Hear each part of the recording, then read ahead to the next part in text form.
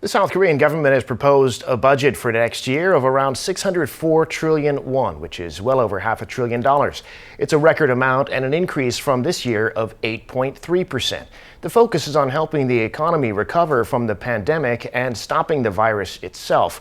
But it also includes a number of other ambitious projects involving next-generation technology, ranging from the launch of a lunar orbiter to saving an animal species at risk of extinction. For more, we have our Kim Sung-min in the studio today to tell us about that. Welcome back, Sung-min. Good to be with you, Devin. Well, there's a lot of stuff in this huge budget, obviously, but I have to say one of the things that caught my eye was the lunar orbiter, sending that up there to explore the moon. Tell us about that. Right, the government is injecting an additional $17 million to the project next year, as South Korea's lunar exploration mission that has been running since 2016 will finally come to fruition. The country aims to launch an orbiting spacecraft to conduct a year-long mission to observe the moon, hoping that it'll provide information that can pave the way for future space exploration missions. Countries like Japan and China are trying a similar approach, and KPLO will be a good chance for South Korea to prove its space technology. First, it could show Korea's deep space satellite technology and its ability to operate it. Also, it's going to be a great opportunity to build systematic ways of collecting and sharing scientific data with other countries through cooperation. And that mission's due to launch next year. Really fascinating. But in addition to that, there are other plans in this budget that will use technology to help people more in their everyday lives. You're right, Devin. One of them is a project using artificial intelligence to help people access legal information. Some $2 million has been set aside for this. Not many of us are legal experts, but we come across situations in daily lives where having some knowledge of the law would be handy, like in a case of theft or hit and run.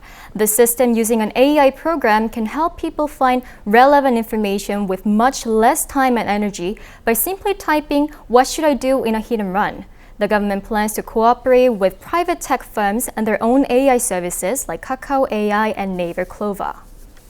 Well, Sung-min, high on the Korean government's agenda is achieving carbon neutrality. We just heard about that being legislated, put into law. What's in the budget when it comes to the environment? Yes, I'm sure we're all familiar with the boom in electric cars. To encourage such a shift in the transport industry, some $2.6 million will be injected to build 5 recharging stations for electric trucks. And what's fascinating about this is that those stations will be equipped with a wireless charging system. This will be very handy for electric delivery trucks because they'll be able to charge in a short period of time. And speaking of saving the environment, there's some good news for animal lovers. Around $430,000 will be used to repair an artificial shelter for spotted seals.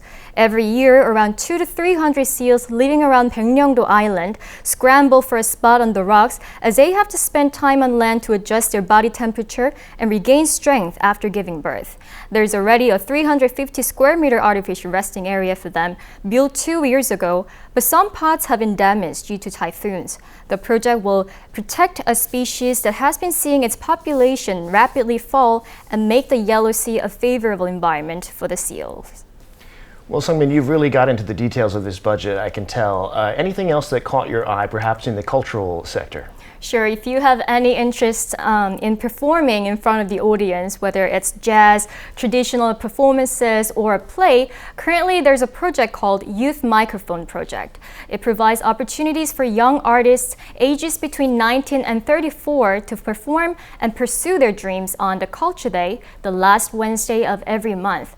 And for those of you who are too late for this project because you're over 60, then don't worry. Next year, the government plans to create a silver microphone project, the same exact format but for those over 60.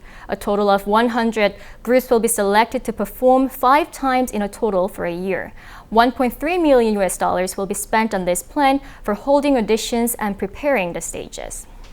Well, so for more than $500 billion, but on a lot of interesting projects in the budget on the smaller scale. Thanks for sharing all those with us today. Thank you.